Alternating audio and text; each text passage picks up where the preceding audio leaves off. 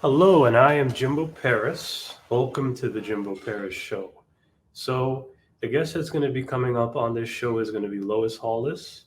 And, yep, let's bring up Lois Hollis. Hi. Hello, Miss Hollis. So, can you please begin by giving me a brief summary about yourself, who you are, what you're about, and what your message is? Okay. I am 77, so I'll make it brief. uh, my life had come to a point that I was very ill. And at that point, I began to understand about shame and guilt. And not that that's rare, everyone has the problem with shame and guilt, but I was able to find out what it is, why it affects us, and how to get rid of it. And once I healed from a death sentence because of all the physical problems and emotional problems, I decided people came to me and wanted to know what was I doing. And I told them what I was doing and they got well as well. So someone said, "You want to charge for this?" I said, "Charge for what? I'm just helping people to get rid of shame and guilt." And so it began 15 years ago. So my profession found me. And that's what I'm doing, is exposing shame and guilt so all of us can live free without the blaming that we do to ourselves. It's really interesting. And speaking of being a nurse, what specifically motivated you to become a nurse? Well, I always wanted to be in the health field. And that's all I can remember. And know that when I was about 10 or 11 or 12, something in that teenager years, that I became a candy striper. That was called like a nurse's aide in the hospital. And since then, I have always been in the health field. I started the first kidney hemodialysis unit in the country in 1966. And I was in open heart surgery in its infancy at University of Maryland. So I've always been sort of a trailblazer. And health was always important to me. I always felt like if you didn't have your health, you didn't have anything. Why do you think health was so important to you? That's a good question. I don't know. I just felt like health was so important to me. And I had many problems because I had an abusive childhood. So therefore, I had, broken bones and head traumas and things of that sort. That I'm making very light of it, but it was very severe injuries. And so I guess I was always looking for a way to heal. And eventually I found it. I found a physician chiropractor who could help my bones come back to normal, but I had to do the emotional work as well, like we all do. And that's when I discovered that shame and guilt was the enemy. You didn't have to do depression or anxiety or any other things. You just had to get rid of the shame and guilt. And I realized that what conventional therapies say is not correct. They do not know the truth about shame and guilt. And that's what I have become as an educator and filmmaker and counselor, to help people realize what the true nature of shame and guilt is. And that's what I would like to explain to your audience, to help them to get out of shame and guilt. Because if you don't know the truth, how are you going to fix it? And what is this truth? Well, let's start at the beginning. I understand shame guilt to be an energy. I call it shame guilt, not shame and guilt. Because shame is in the unconscious mind and guilt's in the conscious mind. And that kind of makes sense, because shame is so hidden and guilt is like right in your face, like I shouldn't have eaten that, or I should have done that, or so forth and so on. That's more conscious. But they're the same energy. And that's important to know because it kind of splits our mind. This is Because they say guilt is good and shame is bad. And you'll never arrive at the right conclusion because you're like, one's good and one's bad, but you're attacking the same energy. So as a nurse or in the medical field forever, I've come to learn that the medical world phrases things or names things upon the placement, not because of cause. Like if you have a bacteria in your brain, they call it meningitis. Okay? If you have the same bacteria in your stomach, they call it gastritis. The same bacteria in your lungs, they call it pneumonia. The same bacteria in your liver, they would call it hepatitis. Do you see where I'm going with this? So it really confuses you. You think it's a different modality, but it's really the same thing. So that's why I call it shame guilt, not shame and guilt, because it's one and the same. There's no healthy poison. Like one can be good and one can be bad. It's you can't do that. And I think that has helped, is one of the reasons why we have had a misunderstanding about these two conditions, because they are linked. They're the same. The medical world calls them different things because of the placement, not because of what it is. So that, I believe that's the first thing that I can help people understand. And with shame and guilt, what do you think would be the best example to describe that? So let's say I'm a person that has some type of urge, some type of habit that I don't really like to have. Maybe I like to bite my fingernails. Can you sort of explain how the process goes with feeling guilt and then feeling shame with fingernail biting? Yeah, well, you can take that to any, anything, eating too much chocolate cake or, not completing something, failing your exams. Yeah, we can do guilt and shame any place. So the first thing to know is that shame, guilt, energy, what you're feeling, is affecting you. And it's a negative energy outside of you. So if it's outside of you, you can get rid of it. It doesn't belong to you. It's placed upon humanity. That's another long story. But shame, guilt, energy doesn't belong to you. It's common, but it's not normal. Okay? So that gives you like, this doesn't belong to me. This is an outside energy. Now, we all know what love energy is. And love energy has many emotions like compassion and intuition, and we can self-esteem. We can do anything. We can climb Mount Everest. So love energy commands many positive emotions. Okay? Now, on the other side, we have a negative energy, and that's shame, guilt energy.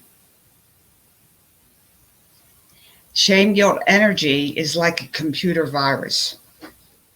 What happens when a negative computer virus comes into your computer? Oh, the computer goes bad.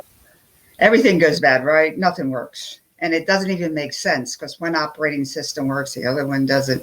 I don't know too much about tech, but I know it messes it all up. And the only way to fix it is get rid of the virus or get rid of your computer. Well, we can't get rid of ourselves, so we have to get rid of the virus. We have to get rid of the shame, guilt energy. Okay? So we are a computer type system. The human has a lot of energy lines, meridians. I'm sure you understand that being in, the field, that we are energy-based organisms. Correct. So if a negative energy comes into us, it distorts it. And shame guilt energy distorts us. It turns our positive emotions to negative ones. See, we were already positive. We have health, we have happiness, we have joy, we have love, but shame guilt energy turns our emotions to negative form, like compassion turns to depression, intuition turns to anxiety, passion turns to anger. So we're already beautiful, loving humans. It's the shame guilt energy that comes into us that distorts our emotions. And we go to therapies for depression and anxiety and other things, but it's really the shame guilt energy that's making the problem. So that's why we fight so hard with depression. We fight so hard with anxiety. We fight so hard with mental illness, because if you don't address the shame guilt that's inside of you, then you're not going to complete wellness. And as you know, I mean, a lot of people go to therapy for years and years and years, and they don't see much accomplished unless you address the shame guilt. And that's the new information that I'm bringing to the table, because people get well so quickly within an hour or two after I have session with them, because we're able to find the shame guilt that they got when they were 2 years old or 4 years old, and somebody bullied them in grade school, or they didn't get the date in teenage years, they didn't get in the college that they wanted to. I mean, we have many ways of getting shamed and guilt, and they all become cumulative in our lifetime. They don't go away until we get rid of them. This is very, very interesting. Let me just kind of reground the audience. Oh, here. yeah, please, because I threw a lot at you, and it's like... Right. So she's talking about shame guilt energy. And basically the focus is shame is in the subconscious mind, guilt is in the conscious mind. Her goal is to get rid of shame guilt energy by implementing love energy, right? Yes, but there's a process we have to do. You can't just do love energy, but I'll teach you the process. But Okay. you So have to. The process. Okay. Yeah, but I think the recap is good, Jimbo, because it's such a different concept. You're like, what is she talking about? Because it's new. But that's why we've been fighting shame guilt since Adam and Eve. Because we don't know it's a foreign energy. Okay, we feel miserable, but we are made to feel energy because, we're made to feel depression because of the energy that impacted us, like a computer virus impacts your computer. And people didn't really understand this until the computer came along. And you can really understand how a negative force can affect an energy system. And we are an energy system. So I like your recap. If you wanted to do that, that's important before we move on. Yeah, you're giving out a lot of important information here, and I just want to make certain that a lot of the audience understands what you're saying. Now, I'm definitely a lot more interested in, before we even get into the process of how you convert everything to love energy, what was the biggest failure you had to deal with in learning all this information? How did you come back from it? For example, you went from being a nurse to going into dealing with shame guilt energy. How was that transition? Were there any failures in that transition? That was a bit of a heavy question. But... Oh, no, that's good. I love questions. And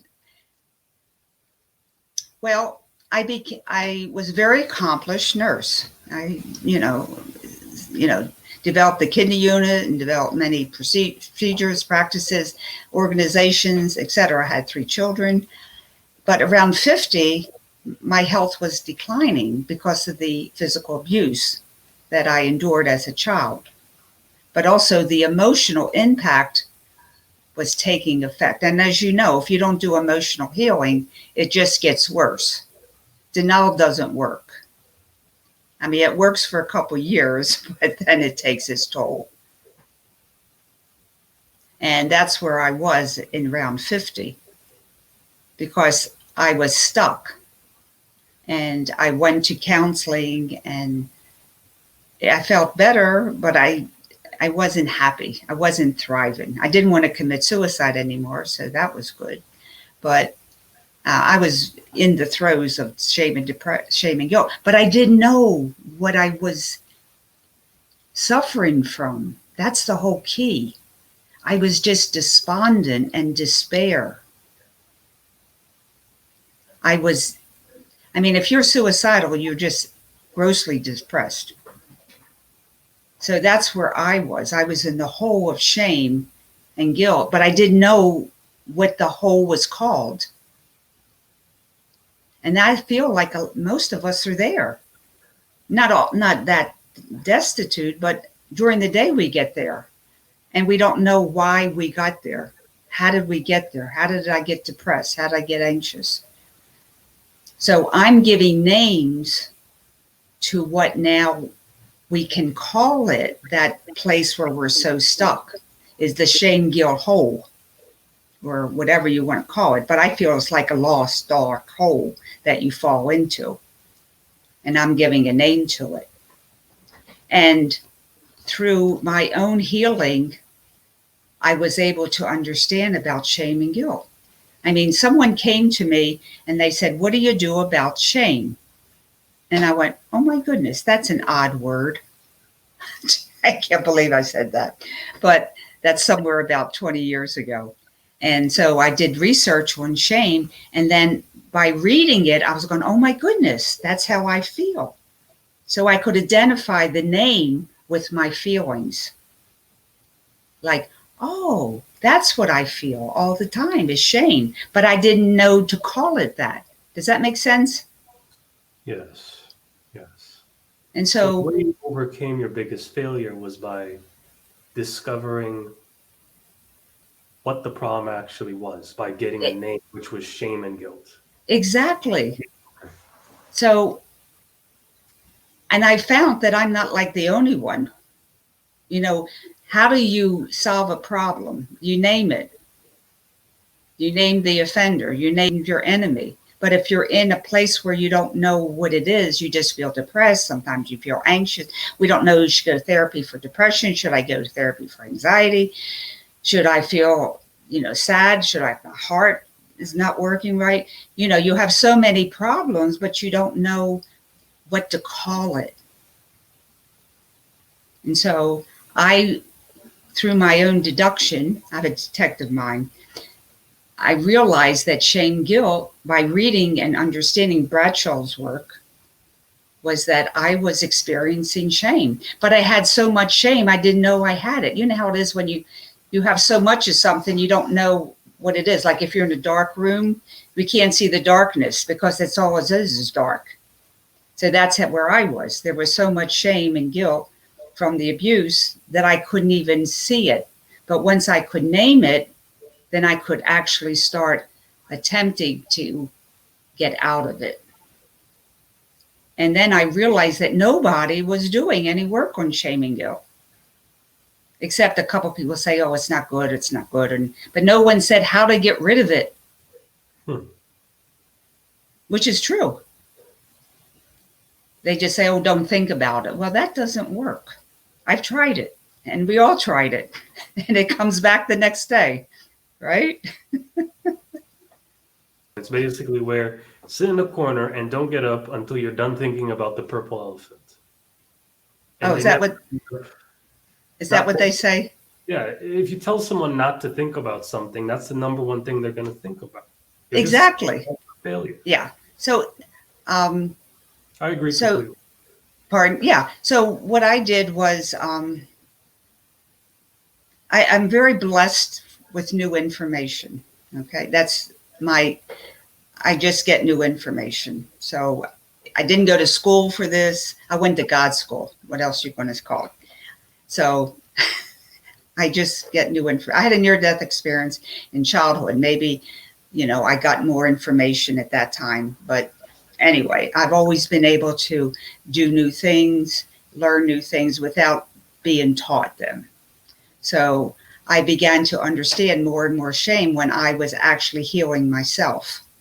And I could see the shame guilt actually inside of me. And I've learned it was an energy that made my emotions negative.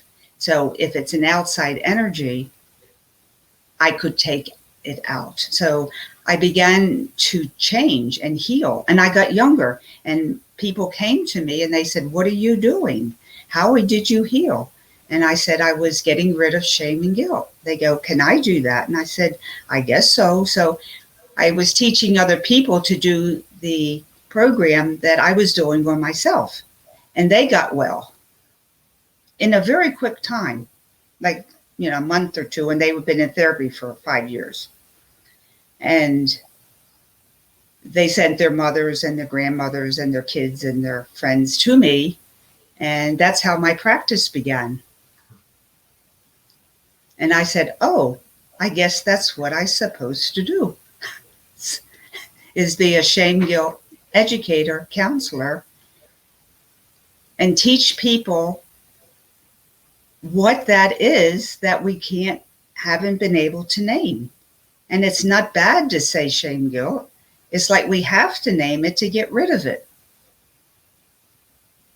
But I felt an impasse because people didn't want to hear the word shame guilt.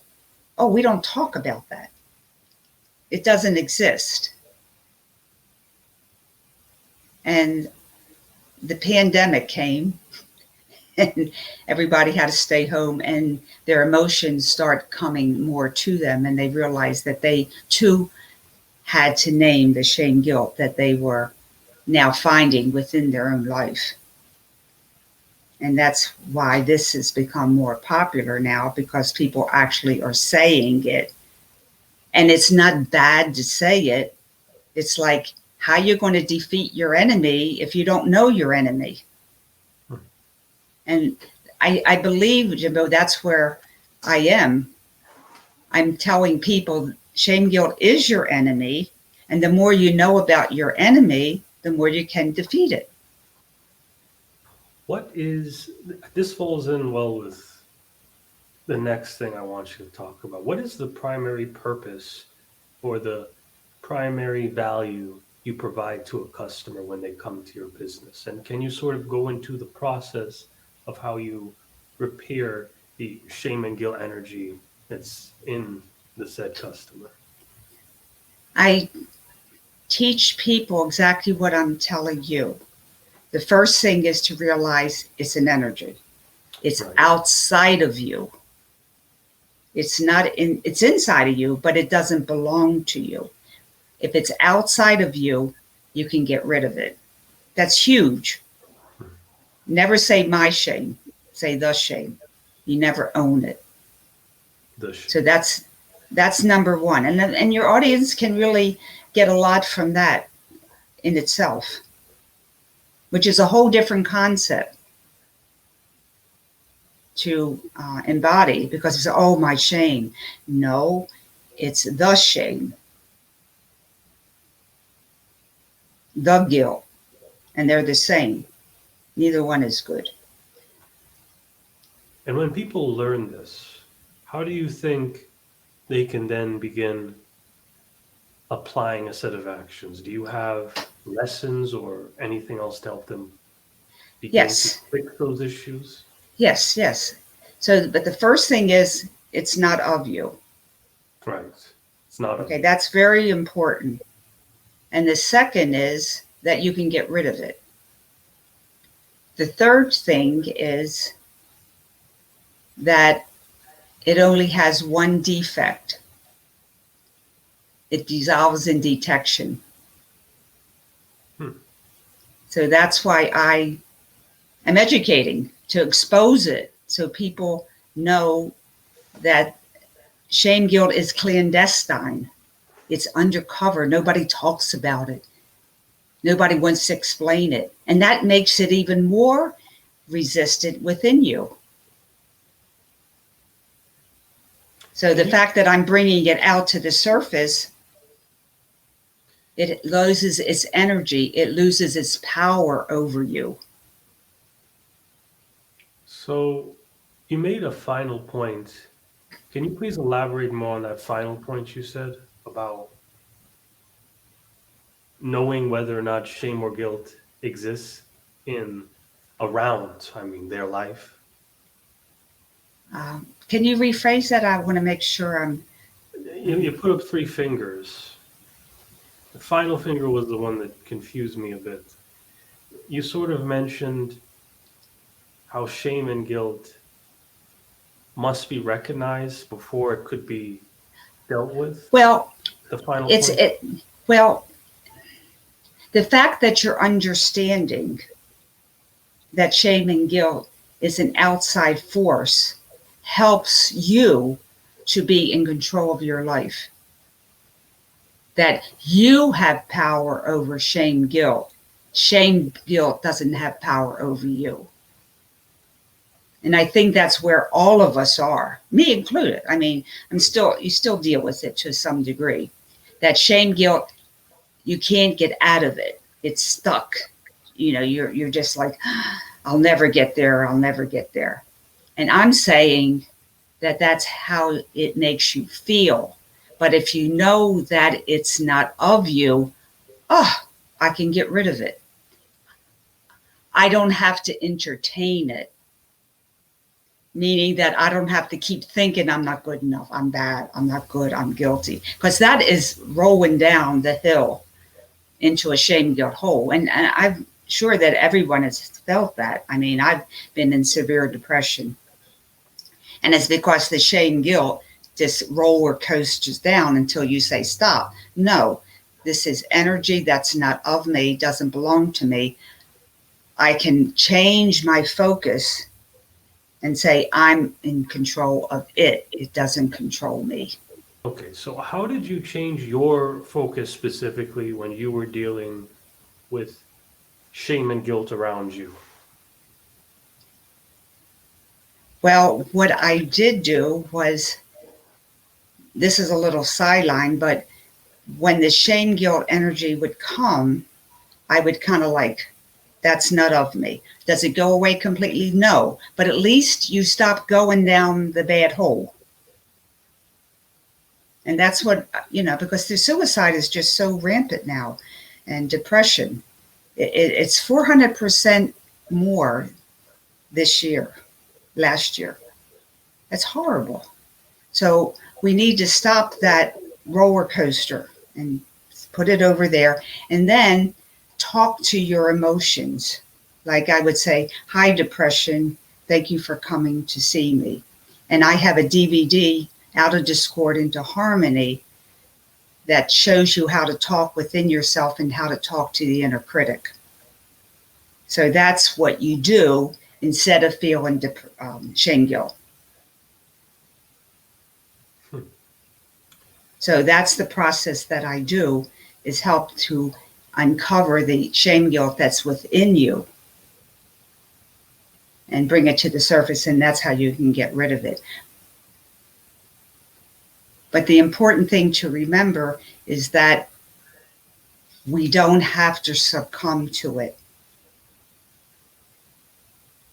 And then sometimes that's a hard thing to do because we're so infiltrated by it, by our school, our government, our politics, our mother, our father, our grandmother, our friends. It's endemic.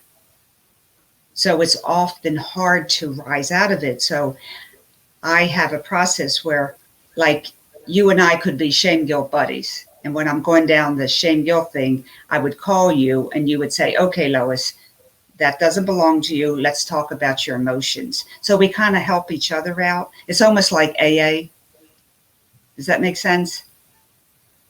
Yes.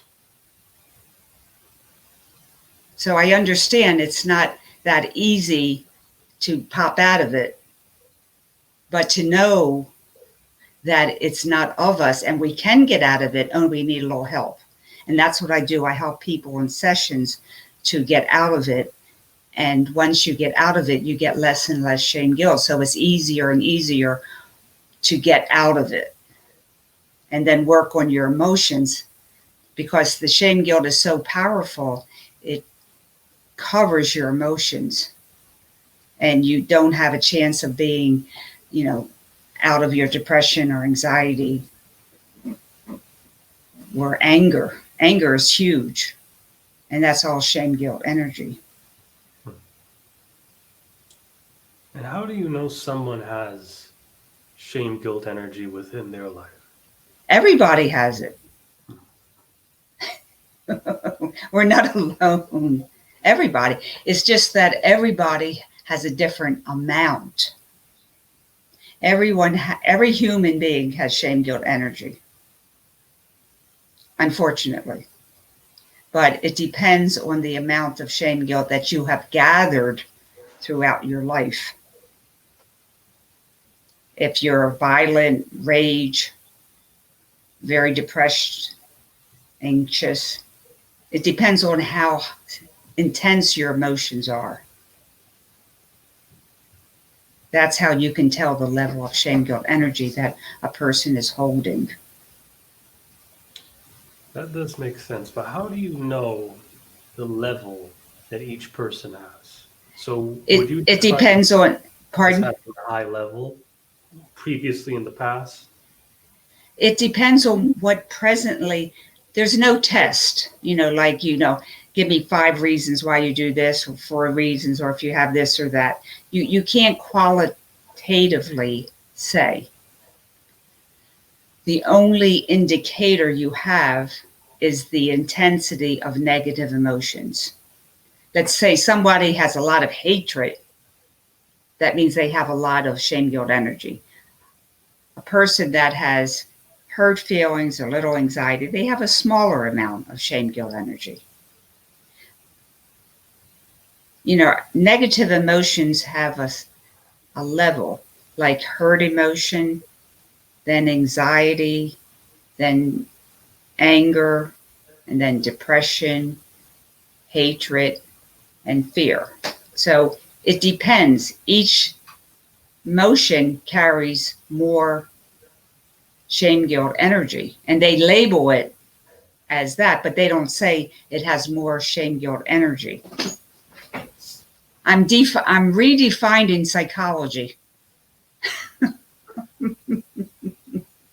You can't spend 10 years in therapy for depression and 5 in anxiety. You'll be too old to be well.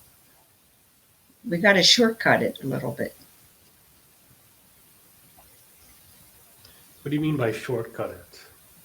Means I like to have people get well in a couple months than 10 years. And I have people coming to me that have been in therapy for 10 years. And, when we address the shame, guilt, energy and get rid of it, not all of it, but a more manageable level, because this is all self-healing. And I'm teaching people a process that they can use themselves every day or whenever they need to. This is self-help. And the more that they can self-heal, the more resilient they become. And then I teach them what shame, guilt behaviors are. When people put shame and guilt on them, they say no. So they don't accept anymore. Very good that you clarified that, because I think a lot of people were thinking, oh, well, you're going to give them medication. Oh, this is therapy. This is self-help. This is more of a process of you helping them to heal themselves. So it's sort of exactly self-help. I'm not saying therapy is bad. I'm just saying that you reach a point in therapy where you level off and you need to heal yourself, and you can. And that's what I'm doing, is helping people to talk to themselves. And if you can't, you get a buddy that you can talk to and they can talk to. We all need to get rid of the shame, guilt we carry. But there's no diagnostic code for that. I mean, the DSM, the 1,000 pages have, 400 or 500 diagnoses, but they never say shame, guilt. So there's not a way to get rid of shame, guilt. And that's really mind-boggling, because shame, guilt is the reason we have any negative emotions. So I'm helping people to heal themselves. I'm not crazy. You're not crazy. Your listeners aren't crazy. They don't have mental illness. They just don't feel successful enough. They don't feel like they can do things. They don't. We all feel that way. I'm not good enough. That's kind of, they say, normal, but it's common. And the reason that is because of shame guilt energy. So you don't have to go to therapy for that. You can just learn what shame guilt behaviors are. Don't use them on yourself or other people. Don't add to the reservoir you already have, and learn how not to accept them anymore and become more empowered and successful. And then you get happier. And that's what I do, is help people to learn. I'm more of a teacher because no one's teaching this info. Now, speaking of teaching, how do therapy sessions work with the client? So does a client FaceTime you, or do you meet face to face with them, or do you just simply send them a message counseling them? Well, because of the pandemic crazy, I do a session on the phone or Zoom, and we talk like you and I are talking, and I help them define one or two incidences where they had feeling not good enough. We address that one, we clear it, and that they're just like, oh my goodness, I feel so much better. It's kind of like you're going in the back door rather than the front door. Therapy, normal therapy, goes right to a situation. I go to the other place, what causes it, and then the problem dissolves. It's kind of a more profound, quicker. Let's say we're all upgrading, and we got to upgrade the processes that help us. And so that's what I'm doing. I'm upgrading therapies. There's a lot of people that talk to me and they say, I spent a lot of money on courses and I've been doing therapy for years and I still can't get rid of the guilt that I carry. I'm always guilty. So I must really be really, really bad because I can't get rid of the guilt. And I do all these courses and all these therapies and nothing works. And I said, you will never get rid of the guilt until you get rid of the shame that's causing the guilt. And that makes people feel so much better. Because it's not them, it's the process that's out there now. Because people are not linking shame and guilt together. I'm bringing, this is all new. Now, I understand your philosophy is new, but do you think there were other people in the past and they've practiced something similar to what you were doing and you may have gotten influence from them? Not really. The only thing that people are doing now are interpersonal therapies, like inner child work or the future self or the past self or whatever they call them now. But that's what I do, Soul Speaks. But I realize that it's the interpersonality parts of us that are carrying the shame guilt energy. And that's why you can't just say, oh, I get rid of all the shame guilt that I ever carried. That's not going to work because you have to find it to get rid of it. And you only find it within the interpersonality parts within you. That's new. That's different. But interpersonality work, thank goodness, is really becoming more popular. Because we are a composite of many personalities. That's not schizophrenia. It's just we have different parts within us.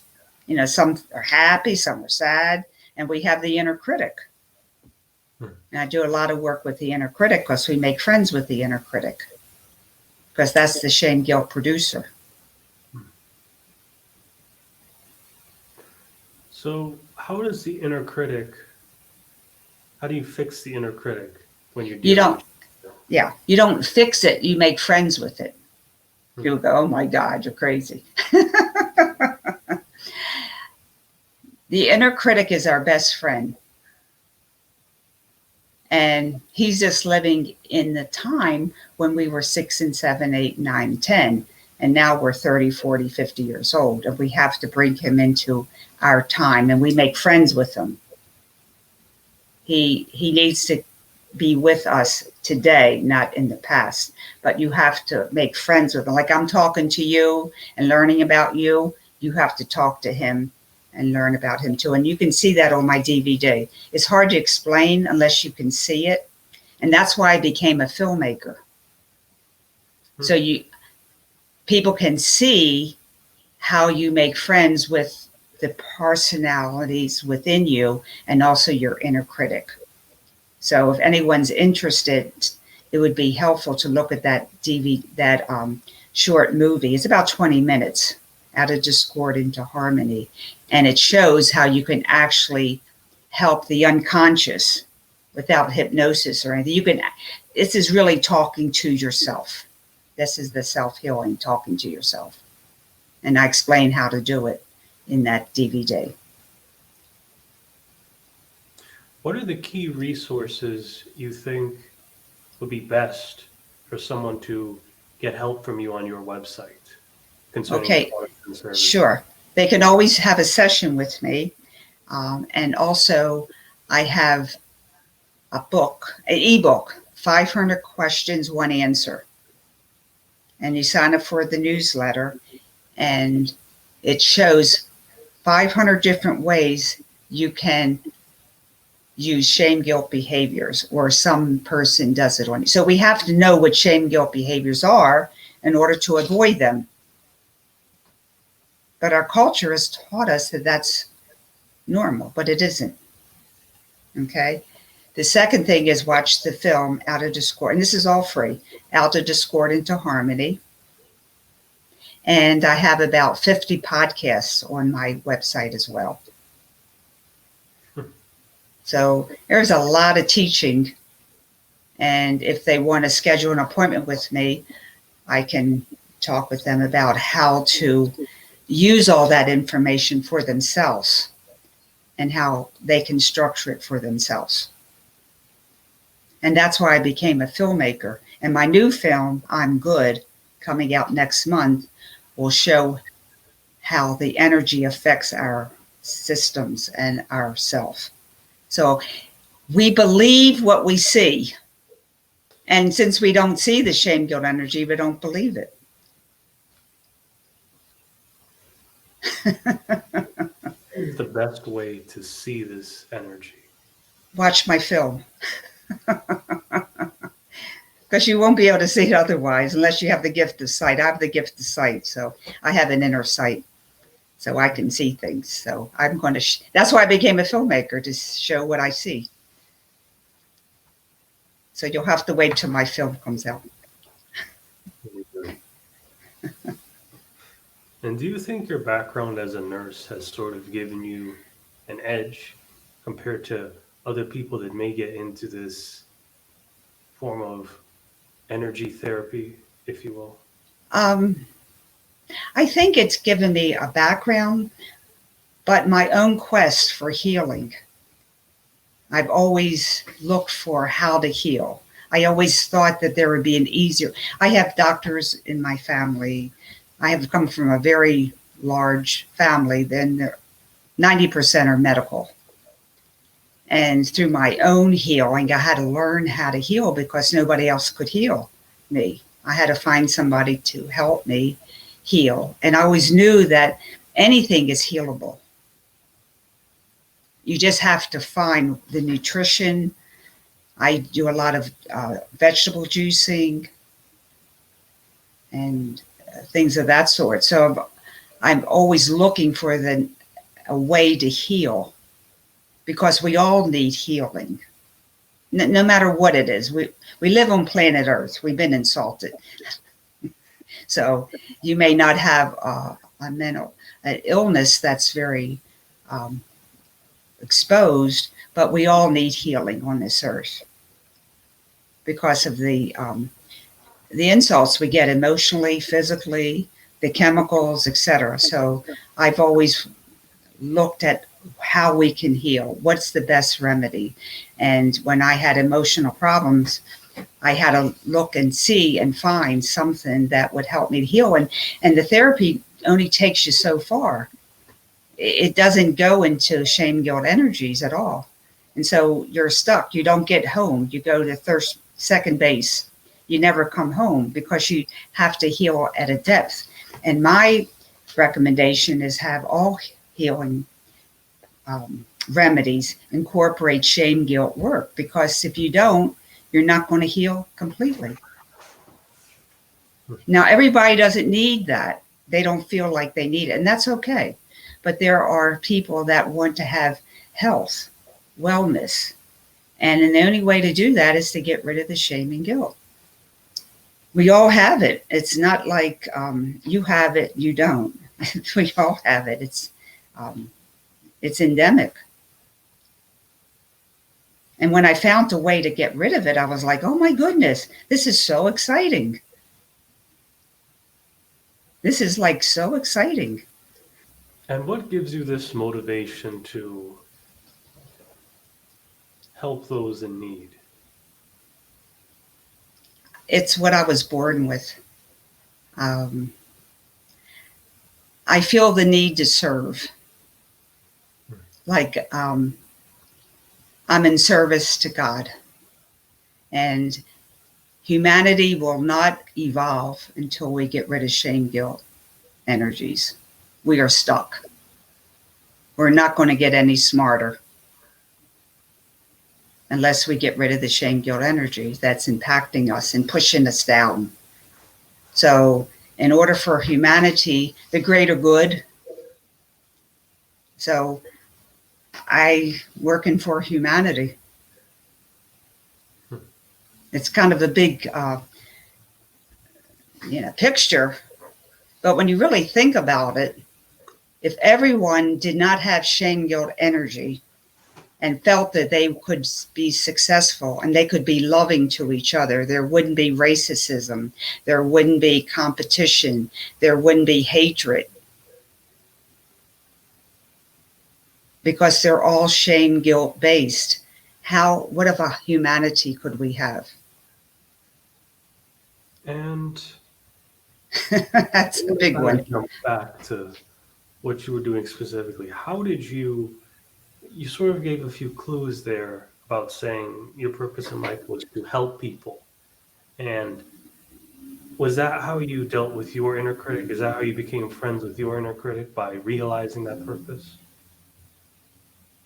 I had to become, well, we all have to. Okay. Mm-hmm. We can't cut our inner critic off. We can't cut our arms off. The inner critic is part of us. And if I want to be your friend, I can't hate you. I have to learn why we have differences, right? So we discuss, hi, what do you want? I'm an ambassador. What do you want? What do I want? I want to evolve. I want to be successful. And the inner critic says, you can't go any farther because you're stupid. You don't know how to protect yourself from emotional hurts. And I go, oh, yes, I do. I'm learning. So it's negotiating. We negotiate. And then eventually I prove myself that I can take care of myself. People can insult me, but I don't accept it. Before I would cry and crumble. So I've gotten stronger. I've gotten smarter. So that's what I want people to do, is get smarter and realize how powerful they are. The only thing taking them down is that they think shame, guilt is important. Well, we just say it's not. We have to learn that. And then once the inner critic and I became partners, and he is now with me in 2021, he was in 1950 or 1940, different timelines. So now we can work together, and I can do what I do, and I'm supported by him, not criticized by him. But I'm criticized because he's a protector. He's a good person. He or she. Some people have female inner critics. This is a whole nother story. But the inner critic is our friend. And if he's not your friend, you got to make friends. You got to make friends with think your enemy is, but it's not your enemy. That's a whole different approach. But it makes sense. People said you got to love yourself. Well, you can't hate the inner critic and love yourself. So the inner critic, in a sense, can be sort of a separate entity in your head at times. Well, it's part of you. It's Right. in your mind, it's in your soul, it's in your emotions. It's not just a figment of your imagination, it's real. Watch my Out of Discordant to Harmony, and I'll give you a different angle. The inner critic is real. It's in your mind, it's in your heart, it's in your soul. It's really the part of your unconscious that's in control of you. You think you're in control of yourself. You're not. The inner critic's in charge of you. The inner critic's in charge of you until you make peace with it. Him, her. They have a name, they have a personality. It's very interesting. It's a lot of fun. This is like a whole new thing I'm bringing out here today. But the inner critic is really fun. Isn't that nice to know you got an ally and not an enemy inside of you? That is very nice to know. And do you think the inner critic may have some relation to what people call guardian angels in some sense? You think people mix up the two at times? It could be, yeah. I consider my, well, he's called King. Why would he not be called King? The names are like incredible. It could be an angel, it could be a guardian, it could be anything. Whatever we name it, we have many different names for things. And they all mean the same thing. That's what I mean about shame guilt. There's like 1,000 names for it. And we got so confused, we don't know what we're doing. And I'm just saying, hello, it's just shame guilt. Work on that. Talk to your inner critic, make friends. Okay, you can't do it in an hour or 2 hours. It takes a while, and that's what I teach. I teach people how to make friends with their inner critic. Doesn't take years. It takes maybe a couple weeks. And you should have friends. How do you love yourself if you hate yourself? And people hate their inner critic. Get away, I hate you, get away. And it's like, really, that's going to work? Oh, I love myself, but I hate my inner critic. That doesn't work. And if someone was pursuing the same career that you were, what advice would you give to them?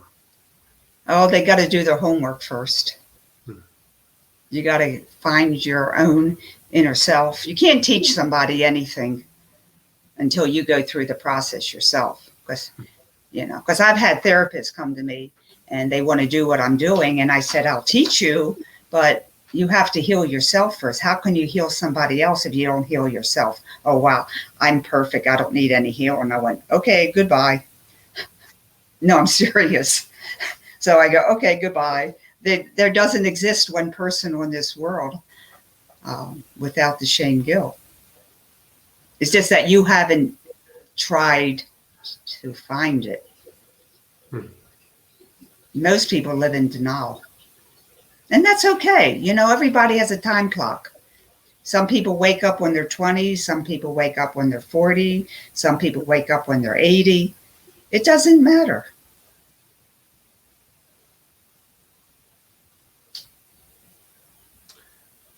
And what is one, speaking of these people that want to work for you, what is one common myth that people have about your profession? What is a stigma that certain people have about what you do?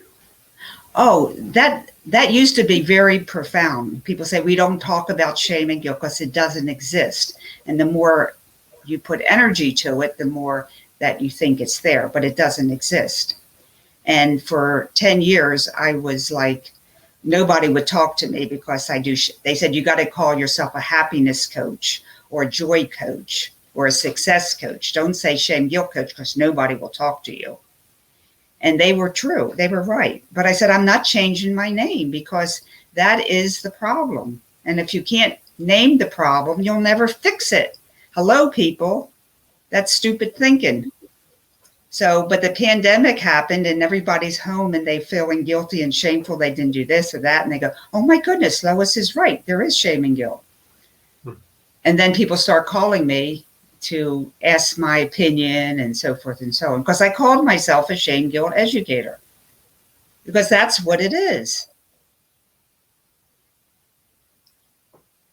I mean, Sansoon said that, know thy enemy.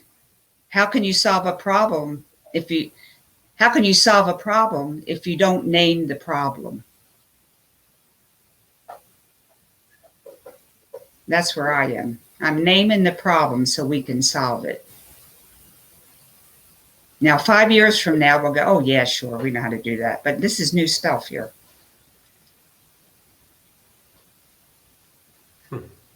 Yeah, it is a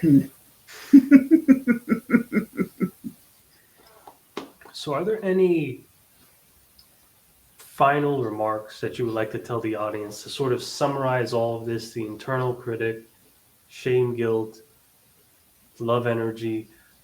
How would you summarize all of this in a way where the audience can kind of interpret this and possibly go on to your website and begin to understand what that is? That's a very good question. I think what we can say is that shame, guilt, energy is the reason for all negative emotions.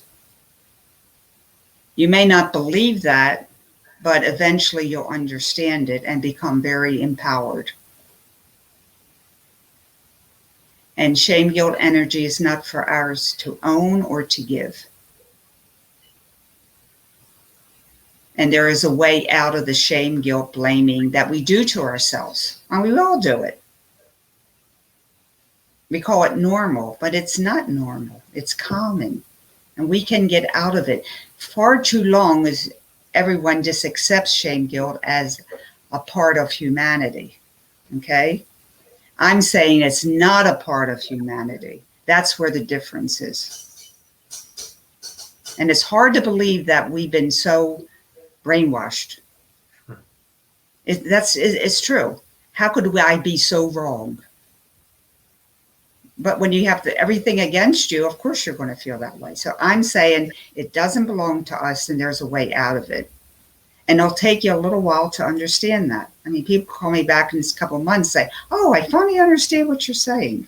Because this is a total mind change.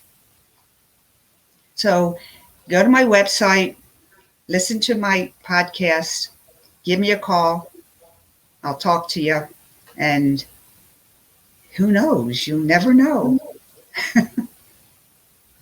All those burdens can be released, like regret. And, when people die or something, they have such grief and such regret for years and years. That's all shame and guilt energy. It's painful to watch that, for me, when it can be avoided. Thank you again, Ms. Hollis. You were a great guest. I'm definitely very thankful to have you on my show. You really pushed a lot of interesting points home with me and probably the audience as well. And if people have questions, they can always email me from your podcast and say, I don't understand what you're saying. But I will explain to you, and it takes a few days to understand it. And I also have a Facebook called the Shameguilt Stoppers. So if you want to become a Shameguilt Stopper, you can join my Facebook. Thank you so much. That was fun.